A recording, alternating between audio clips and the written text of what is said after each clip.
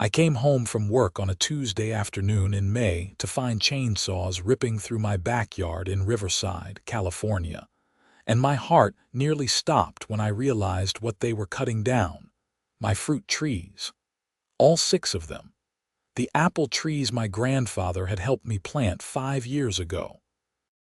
The peach trees that had just started producing their sweetest harvest last summer. The 2 cherry trees that were my pride and joy, laden with ripening fruit that would have been ready to pick in just 2 weeks. I sprinted across my lawn, waving my arms and shouting over the roar of the chainsaw. The guy operating it was thick-necked and sweating through his gray shirt, and he barely glanced at me before continuing his work on my largest apple tree. "Stop!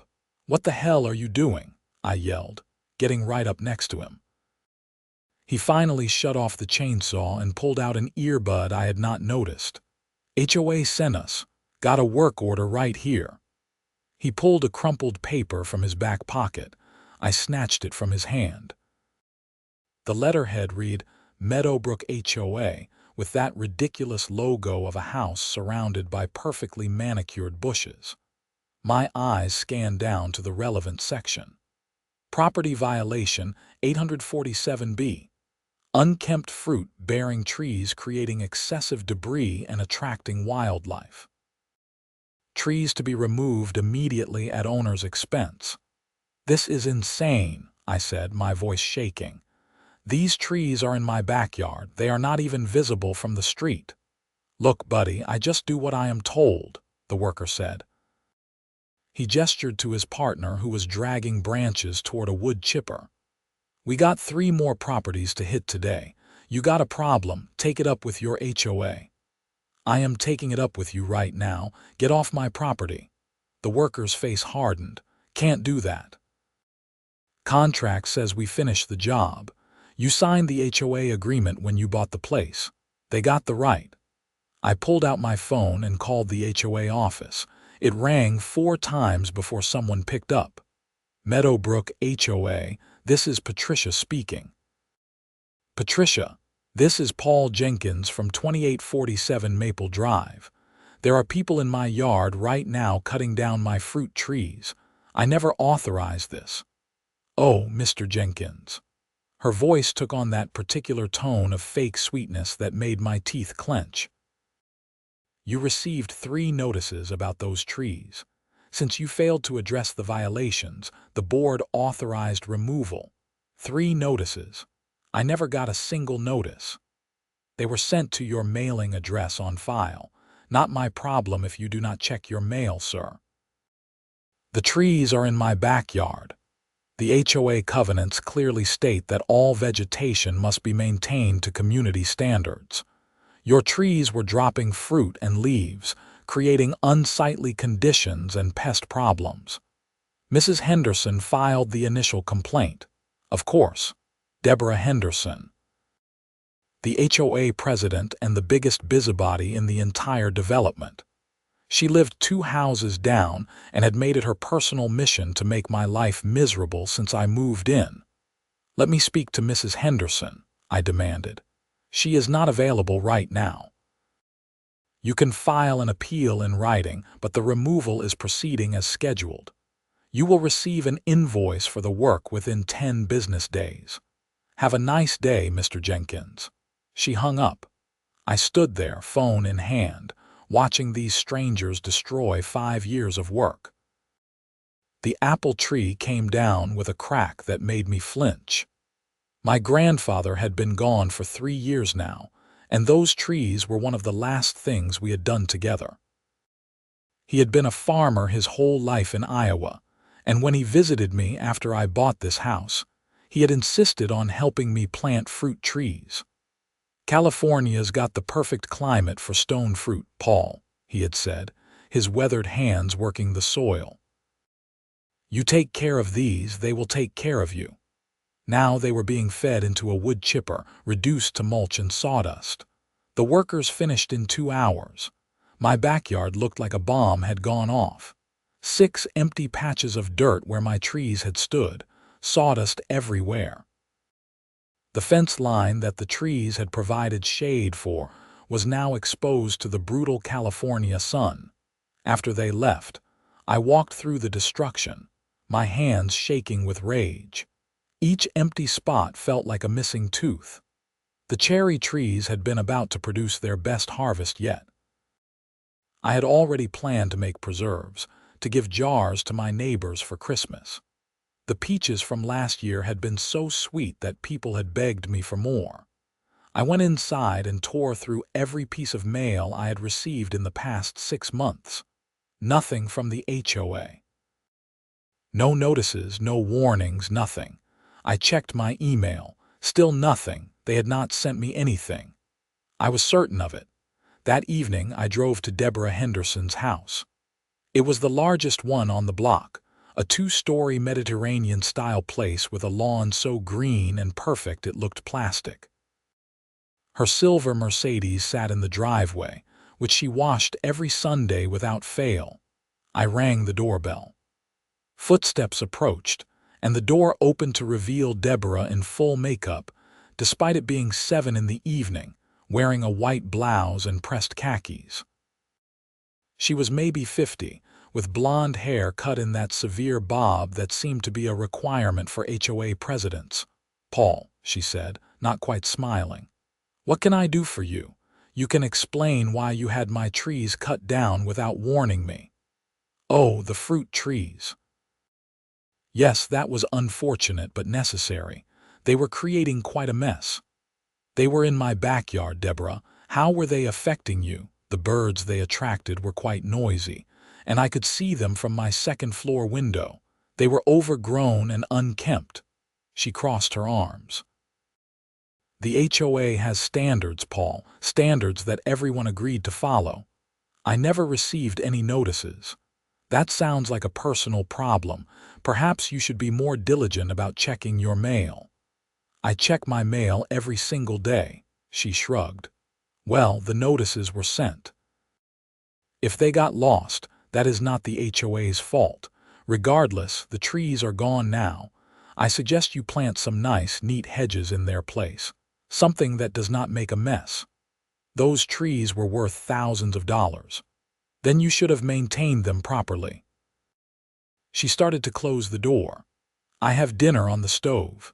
Good evening, Paul." The door clicked shut in my face. I stood there for a long moment, then walked back to my truck. My hands gripped the steering wheel so tight my knuckles went white. I had never been the type to lose my temper, but right now I wanted to put my fist through something. Instead, I drove to the Meadowbrook Community Center where the HOA held its meetings. The building was locked, but through the window I could see the bulletin board where they posted minutes and announcements. I took photos of everything with my phone, then drove home. That night, I barely slept. I kept seeing my grandfather's face, the way he had smiled when the first apples had come in. "There you go, Paul. Nothing better than fruit from your own tree." The next morning, I called in sick to work. I taught high school chemistry, and thankfully it was near the end of the school year, so my students could handle a substitute. I spent the entire day researching HOA law in California and making phone calls. First, I contacted a real estate attorney named Mitchell Crane, whose office was in downtown Riverside. He agreed to see me that afternoon. Crane's office was on the 3rd floor of a glass building, and the man himself was in his 60s, with gray hair and sharp eyes behind wire-rimmed glasses. He listened while I explained everything, occasionally taking notes on a yellow legal pad. "Did you keep records of your mail?" he asked. "I have bank statements, bills, everything that came in, nothing from the HOA." "That is good." In California, HOAs are required to provide proper notice before taking action against a property owner. If they cannot prove they sent those notices, you might have a case. He leaned back in his chair. "However, I have to be honest with you, Paul. These cases are expensive and time-consuming. Even if you win, You are looking at legal fees that could run into the tens of thousands, and the HOA will just raise everyone's dues to cover their costs. So, what do I do? You could file a small claims case for the value of the trees, but the limit in California is $10,000. If your trees were worth more than that, you would not recover the full amount. He drummed his fingers on the desk. Or you could try to work something out with the HOA board directly. I tried that. They do not care. Then you need to make them care. He smiled slightly. Go to the HOA meetings. Bring other homeowners. Make noise. The board might act like dictators, but they are elected. If enough people are unhappy, they can be removed. I thanked him and left. The consultation had cost me $200 and had not really given me a solution, but at least I knew where I stood legally. Over the next week, I talked to my neighbors. Most of them were sympathetic but afraid to cross Deborah. She had a reputation for targeting people who opposed her. One neighbor, an older woman named Susan, quietly told me that Deborah had forced another homeowner to remove a vegetable garden last year, claiming it violated aesthetic standards. She runs this place like her personal kingdom, Susan said, glancing around nervously as if Deborah might be listening. I am sorry about your trees, Paul, but if I speak up, I will be next. I understood. These people had to live here. They could not afford to make an enemy of the HOA president. The invoice arrived exactly 10 business days later. $8,500 for tree removal services.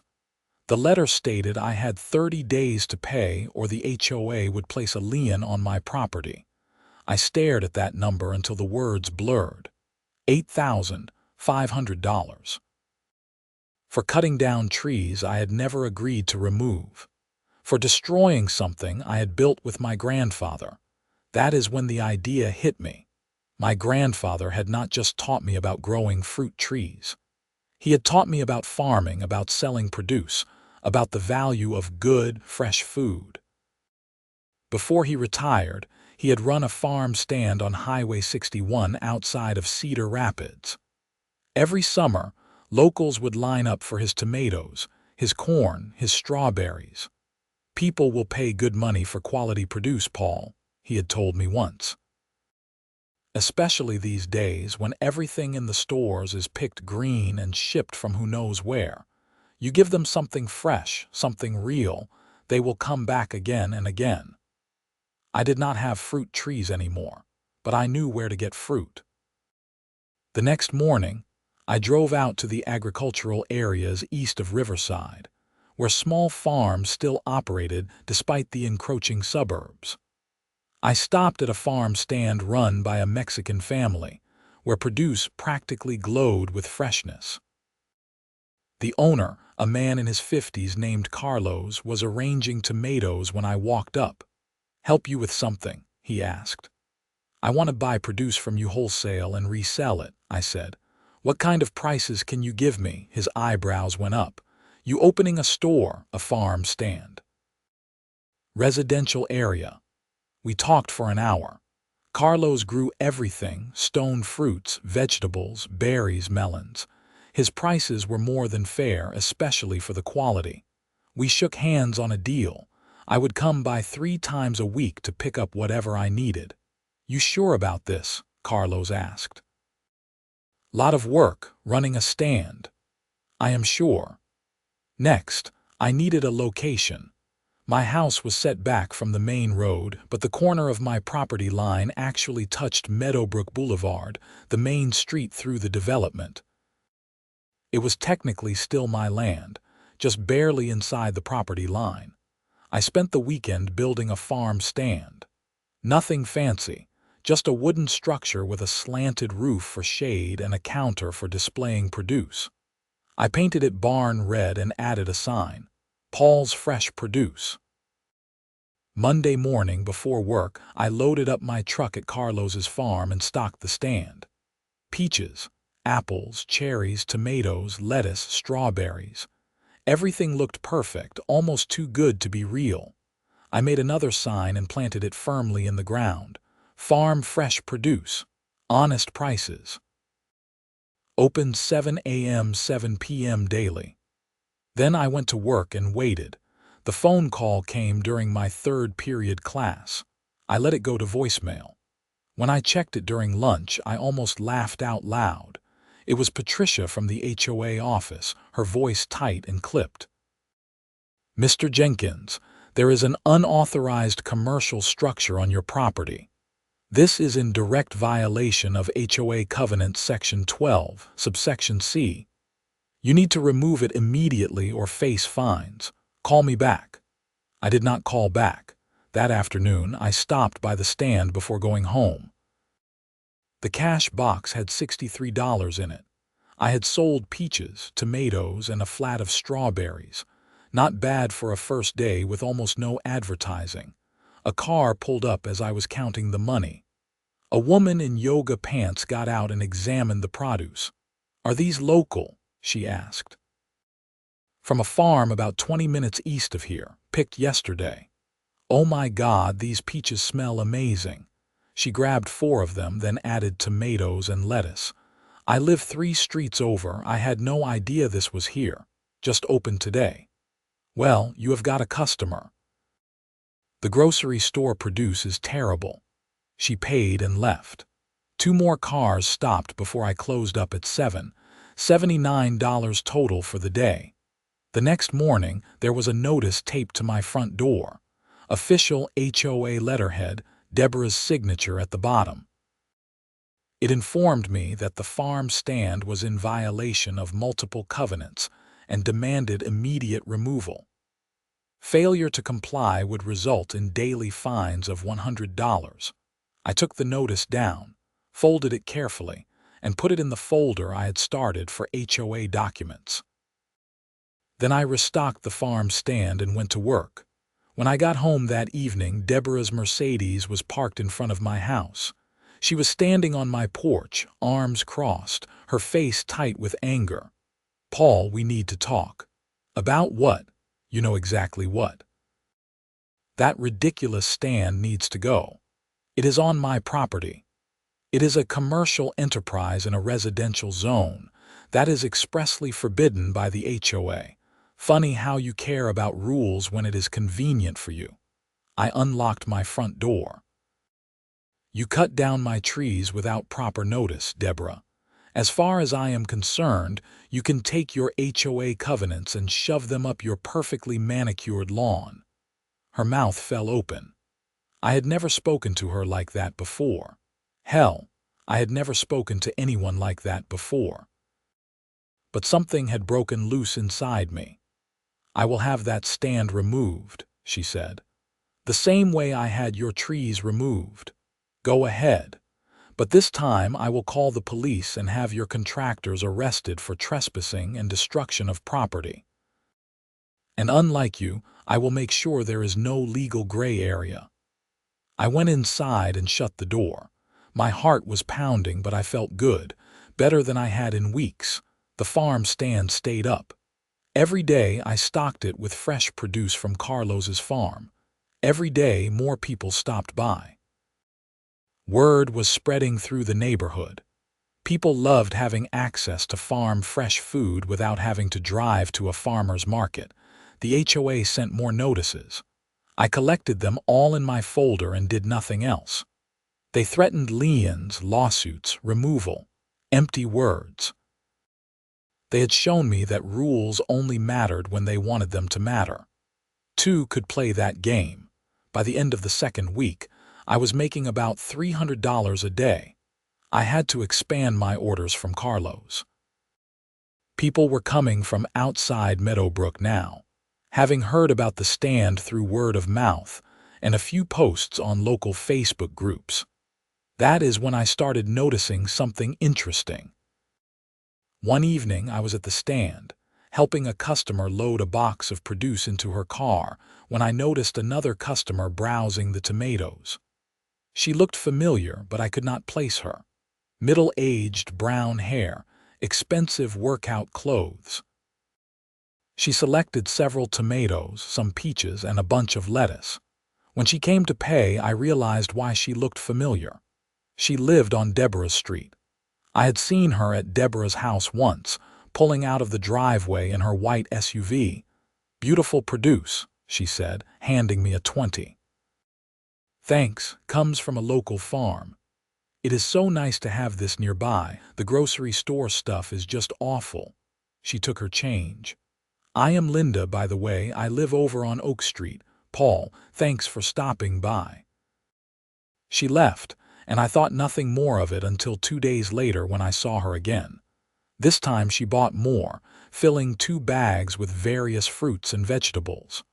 "My husband loves these tomatoes," she said. "He wants to know if you will have corn soon. Should have it by next week." "Perfect, I will tell him." After she left, another familiar face appeared. A man I had seen at HOA meetings, always sitting next to Deborah, nodding along with whatever she said. His name was Robert something. He examined the produce carefully before selecting several items. "My wife sent me," he said when he paid. "She has been buying from you all week." I nodded, keeping my face neutral. "Hope she is enjoying it." "Oh, she is. We both are." He hesitated. "Look, I know there is some drama with the HOA. I just want you to know, not everyone agrees with how they handled your trees. That was wrong." "Thanks for saying that. Between you and me, Deborah can be pretty difficult, but she runs a tight ship and most people are too afraid to challenge her." He picked up his bags. "Anyway, I hope you can keep this stand open. It has been great having it." After he left, I sat back and thought about what was happening. HOA board members and their friends were buying from my stand. The same people who had voted to cut down my trees were now benefiting from my produce operation. The irony was not lost on me. The next HOA meeting was scheduled for the 3rd Thursday of the month. I had never attended one before, but this time I made sure to be there. The meeting was held in the community center at 7 in the evening. When I walked in, about 20 people were scattered around the folding chairs facing the front table where the board sat. Deborah occupied the center seat, with 4 other board members flanking her. I recognized Linda and Robert among them. There was also a thin, nervous-looking man named Craig, and an older woman named Margaret who always wore too much perfume. Deborah's eyes locked onto me the moment I entered. Her expression could have curdled milk. "Nice of you to join us, Mr. Jenkins," she said as I took a seat in the back row. "Thought it was time I got involved." The meeting started with mundane business, approvals for fence repairs, discussions about pool maintenance, a complaint about someone's dog. I waited patiently. Finally, we reached new business. "Before we close," Deborah said, her voice taking on a sharp edge, "I want to address the ongoing violation at 2847 Maple Drive. Mr. Jenkins has erected an unauthorized commercial structure and refuses to remove it despite multiple notices." Several heads turned to look at me. I said nothing. "The board has voted to pursue legal action if the structure is not removed within 7 days. We will also begin assessing daily fines of $100, accumulating until compliance is achieved." "I have a question," I said, standing up. Deborah's jaw tightened. "The floor is not open to general comments right now. California law says homeowners have the right to speak at HOA meetings. Are you denying me that right?" Margaret whispered something to Deborah. After a moment, Deborah nodded curtly. "You have 2 minutes. I want to know why the board authorized removal of my fruit trees without proper notice. You received 3 certified notices. I never received a single notice, and I have documentation of all my mail from that period." I pulled out my phone, where I had photos ready. I also checked with the post office. No certified mail was sent to my address from the HOA during the months in question. Murmurs rippled through the audience. Deborah's face flushed. "Our records show that notices were sent. Then show me the proof." Show me the certified mail receipts with my signature. We are not required to provide that to you. Actually, you are.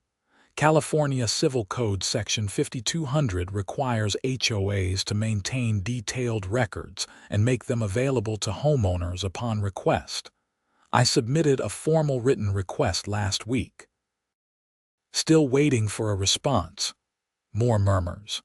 Some people were pulling out their phones, probably looking up what I had just cited. I had done my homework, spending hours reading through California HOA law. Your trees were a violation regardless of the notice issue, Deborah said, her voice rising slightly. They were unkempt and creating a disturbance. They were in my backyard, harming no one. Meanwhile, several other homes in this community have fruit trees, vegetable gardens, and other features that could be considered equally unkempt. Why were mine singled out? Silence. I had her, and she knew it. As for the farm stand, I continued, I am operating a small personal produce stand on my own property. The HOA covenant prohibits commercial businesses that generate traffic or disturbance. My stand generates minimal traffic, far less than the parties some residents hold on weekends. I am not advertising except through word of mouth, and I am providing a service that many residents clearly appreciate based on how much business I am doing. It is still a violation, Deborah insisted. Then enforce it consistently. I have noticed several homes with yard sale signs up nearly every weekend. Are those not commercial activities? What about the woman on Pine Street who runs a dog grooming business from her garage? Or the guy on Elm who repairs cars in his driveway? The murmurs grew louder. People were nodding. I could see Deborah losing control of the room. This meeting is over, she announced suddenly, standing up. The board will take Mr. Jenkins's comments under advisement. Thank you all for coming. People stood slowly, talking among themselves. Several approached me as I headed for the door. That was good, one older man said. About time someone stood up to her. A younger woman touched my arm. I had no idea you never got notices. That is completely wrong. Susan, the neighbor who had been too afraid to speak up before, gave me a small smile as she passed. Maybe things will change, she whispered. I drove home feeling like I had actually accomplished something. It was not much, but it was a start. The farm stand continued to thrive. By the end of June, I was making close to $500 a day. Carlos could barely keep up with my orders. I had to expand to a second supplier, another farm owned by a Vietnamese family that grew incredible Asian vegetables and exotic fruits. The quality of my produce became known throughout Riverside. People drove from across town to buy from me. I started opening earlier on weekends to accommodate the demand, and through it all, I kept noticing HOA board members and their associates shopping at my stand. Linda came twice a week without fail. Robert and his wife were regulars. Even Margaret, the perfume woman, stopped by occasionally, though she always looked vaguely guilty about it. The only person I never saw was Deborah herself, but I knew she knew about it. How could she not? Her friends were shopping there. Her neighbors were shopping there. The stand was visible from Meadowbrook Boulevard, right there on the corner where anyone driving into the development would see it. In July, something unexpected happened. I got a call from a reporter at the Riverside Press Enterprise, the local newspaper. Mr. Jenkins, my name is Tom Reeves. I heard about your situation with your HOA and your farm stand. I would love to do a story about it if you are interested. How did you hear about it? One of your customers contacted us. Said it was a great human interest story, the little guy standing up to an overreaching HOA. I thought about it. Publicity would mean more business, but it would also turn up the heat with Deborah and the board. Then again, they were already doing everything they could to shut me down. What did I have to lose? "Sure," I said. "Let us do it." Tom came out the next day with a photographer. We talked for over an hour. I showed him the empty spots where my trees had been, showed him the folder full of HOA notices and threats, explained the whole situation. He took pictures of the farm stand, of the produce, of me standing in my backyard pointing to where the trees had stood. "This is a good story," Tom said as he was leaving. "David versus Goliath. People love that." The article ran on the front page of the local section 3 days later. The headline read, "Riverside Man Starts Farm Stand After HOA Cuts Down His Trees Without Warning." It was a fair article, presenting both sides. Tom had contacted Deborah for comment, and she had given him the official HOA line about violations and proper procedure. But the article also included the fact that I had never received notices, that the trees were in my backyard, and that the farm stand was now a popular local business. The response was immediate and overwhelming. My farm stand was packed that weekend. People came specifically because they had read the article. Some brought friends. Some brought family members. I ran out of produce by 3 in the afternoon on Saturday and had to close early. Carlos called me, laughing, saying he had gotten calls from other customers asking about the guy with the farm stand who had stood up to his HOA. "You are famous now, man," Carlos said. "You need more produce." I need a lot more produce.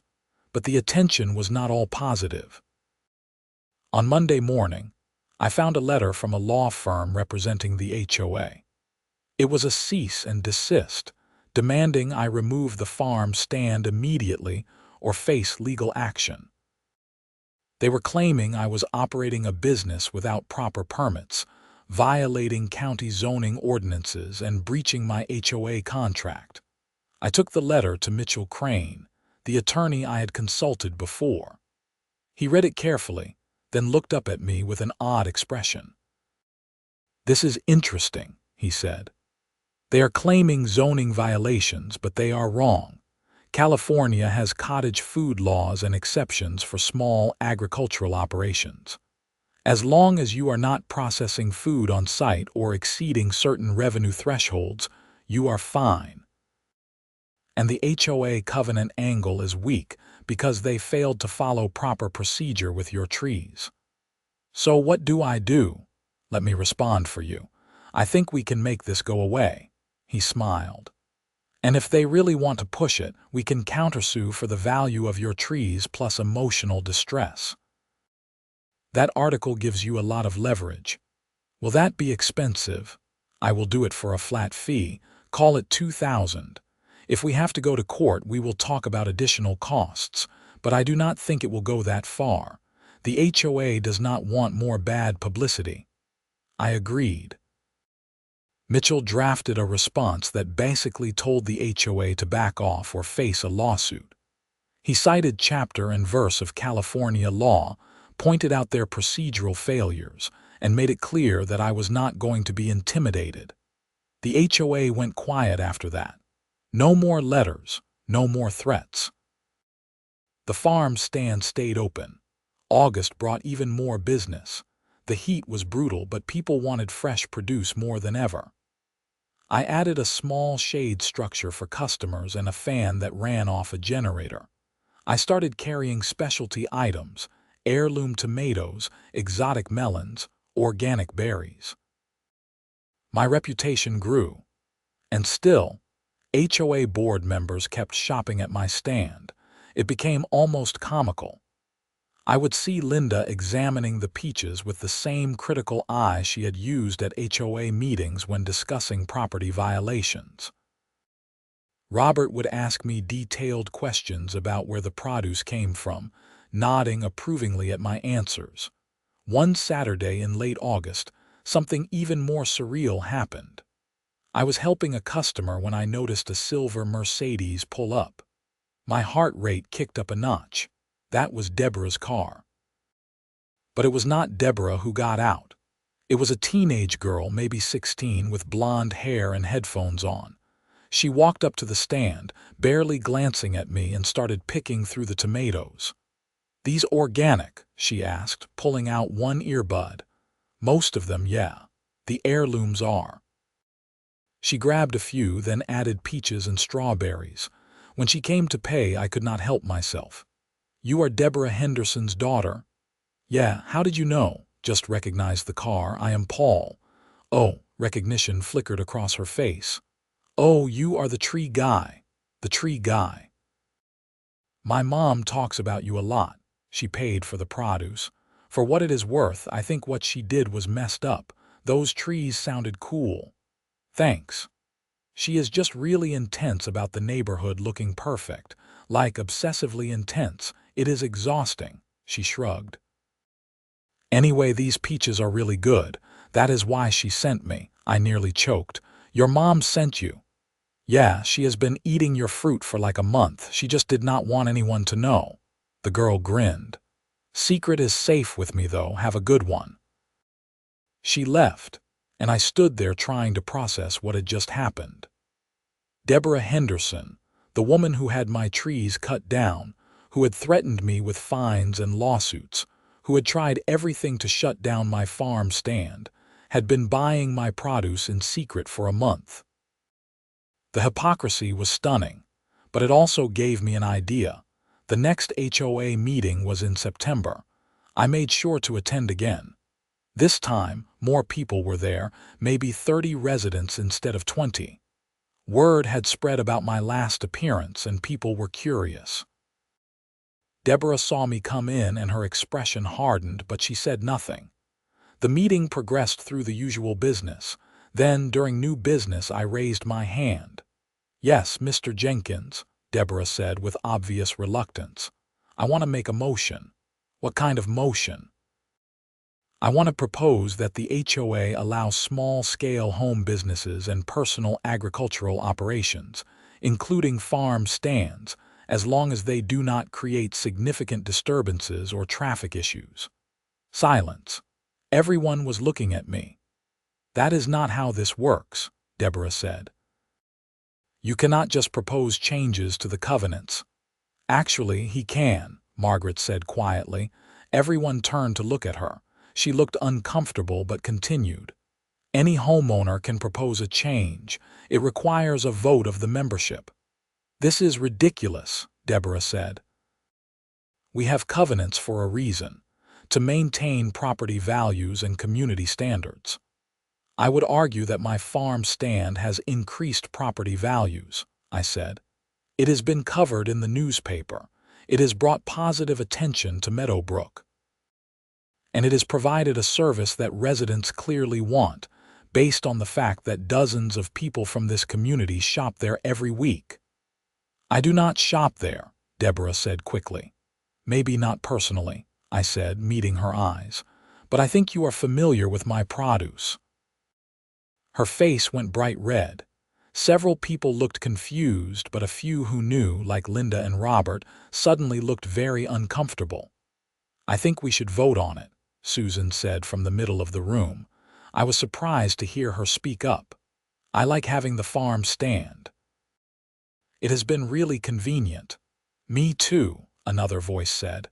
Then another. People were nodding. Deborah looked around the room, realizing she was losing control again. "Fine.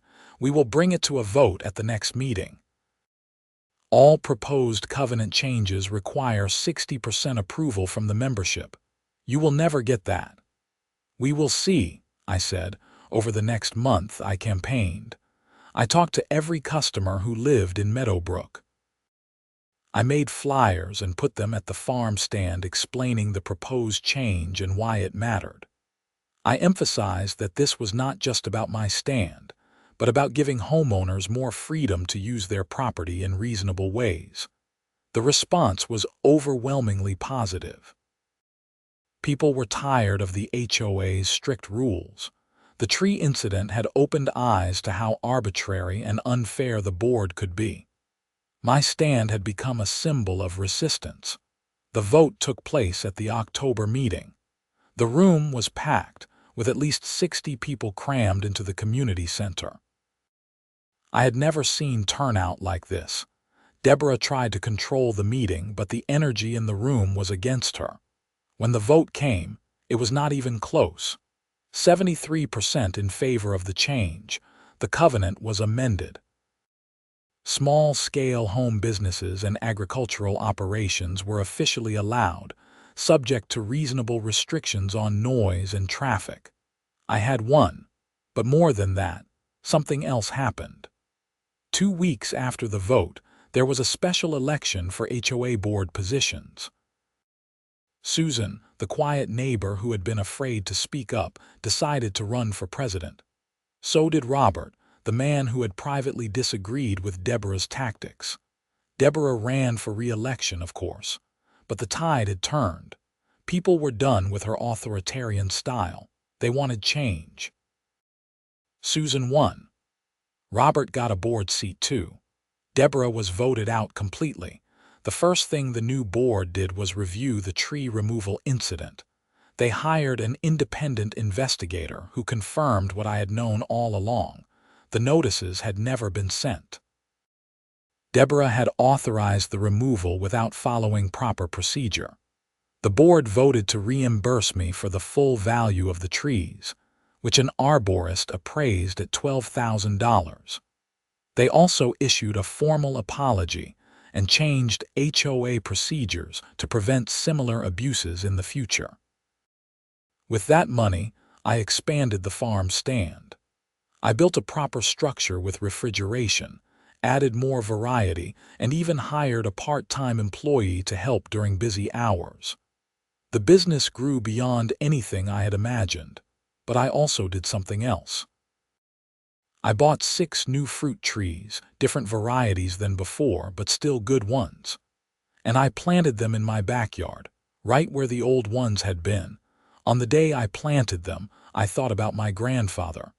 He would have gotten a kick out of this whole situation.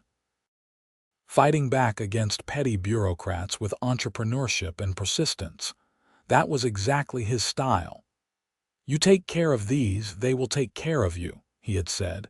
He had been talking about trees, but the lesson applied to so much more. Take care of your principles. Take care of your community. Stand up for what is right. And sometimes the best revenge is not revenge at all. It is success. The farm stand continued to thrive. Deborah moved out of Meadowbrook 6 months later, her house selling quietly to a young family who immediately started shopping at my stand.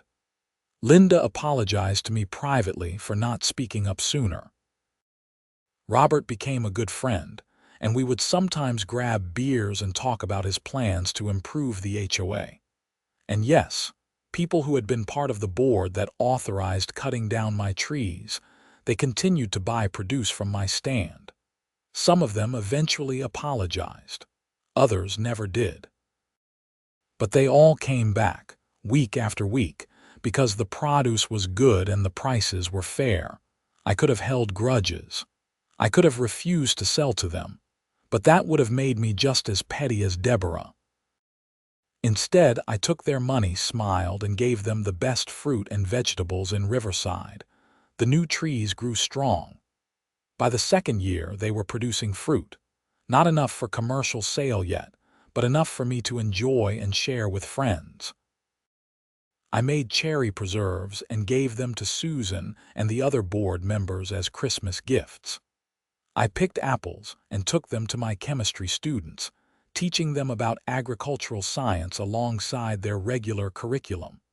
Life had a funny way of working out sometimes. The HOA had tried to control me, to force me into their rigid vision of what a neighborhood should be. They had taken something precious from me. But in doing so, they had pushed me to create something bigger and better than I would have otherwise. The farm stand was not just a business. It became a community gathering place. People would stop by not just for produce, but to chat, to share recipes, to connect with neighbors. On Saturday mornings, it was common to see clusters of people hanging around, talking and laughing while they picked through the tomatoes and peaches. That was what a real community looked like. Not perfect lawns and rigid rules, but people coming together, supporting each other, building something worthwhile. And every time I stood behind that counter, selling fruit and vegetables, I thought about those 6 empty patches of dirt where my trees had been. I thought about Deborah's face when she realized she had lost control. I thought about my grandfather's calloused hands working the soil. Then I would look at my customers, at the new trees growing strong in my backyard, at the thriving business I had built from spite and determination. And I would smile, because in the end, they had not beaten me. They had not shut me down. They had tried to take something away, and I had turned it into something better. The HOA had cut down my fruit trees for being messy. And now, one by one, they all came to my roadside stand, paid me money, and thanked me for the privilege of buying the produce I sold. That was not just irony. That was justice, and it tasted sweeter than any fruit I would ever grow.